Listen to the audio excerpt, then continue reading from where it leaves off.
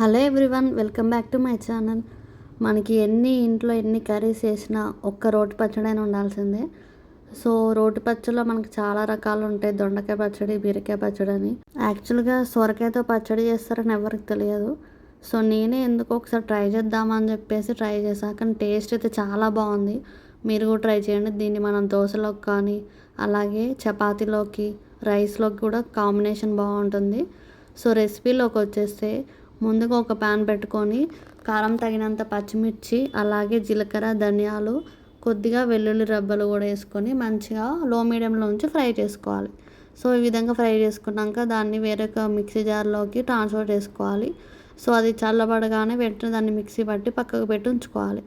ఇప్పుడు అదే ప్యాన్లోకి మనం కట్ చేసి పెట్టుకున్న ఒక 250 గ్రామ్స్ ఒక సొరకాయ ముక్కలు కూడా వేసుకొని దాన్ని కూడా లో ఫ్లేమ్లో ఉంచి ఫ్రై చేసుకోవాలి. ఈ విధంగా ఫ్రై చేసుకొని మూత పెట్టుకుని ఒక 5 మినిట్స్ ఫ్రై చేసుకుంటే మనకి ఫ్రై అయిపోతాయి. అప్పుడు ఒక మీడియం సైజ్ టమాటా కూడా వేసుకొని కొద్దిగా పసుపు కూడా వేసుకొని మళ్ళీ ఒకసారి ఈ విధంగా కలుపుకొని మూత పెట్టుకొని మరీ ఒక 10 మినిట్స్ ఫ్రై చేసుకోవాలి.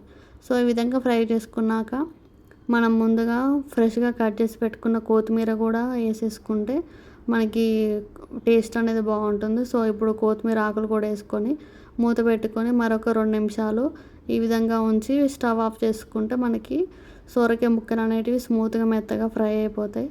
ఇప్పుడు ఇది కొద్దిగా చల్లార్చుకొని దీన్ని అంతా మనం మిక్సీ జార్లోకి ట్రాన్స్ఫర్ చేసుకోవాలి.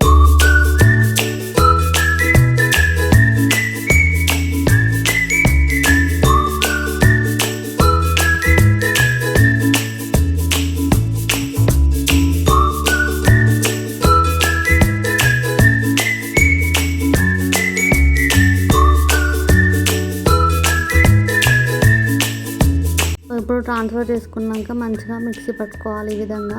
సో మరీ మెత్తగా కాకుండా మరి కొంచెం బరకగా పట్టుకోవాలి. సో ఇప్పుడు అంతా అయిపోయాక దాన్ని వేరే గిన్నెలో ట్రాన్స్ఫర్ చేసుకొని మనం ముందుగా ఫ్రై చేసి పెట్టుకున్నాం కదా, సో అదే ప్యాన్లోకి కొద్దిగా ఆయిల్ వేసి ఎండుమిరపకాయలు అలాగే పచ్చిశనగపప్పు వేసి కొద్దిగా జీలకర్ర, ఆవాలు కూడా వేసుకొని ఫ్రై చేసుకోవాలి.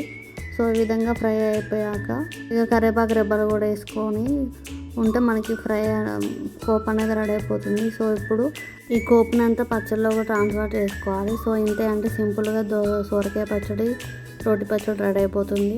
సో మనం దీన్ని చపాతీలోకి, బ్రేక్ఫాస్ట్గా, దోశల్లోకి అలాగే రోటీలోకి కూడా సర్వ్ చేసుకోవచ్చు. టేస్ట్ చాలా బాగుంటుంది. సో మీరు కూడా ట్రై చేసి ఎలా వచ్చిందో నాకు కామెంట్లో చెప్పండి. అలాగే నా వీడియోస్ మీకు నచ్చితే లైక్ చేసి, షేర్ చేసి, సబ్స్క్రైబ్ చేయడం మర్చిపోకండి.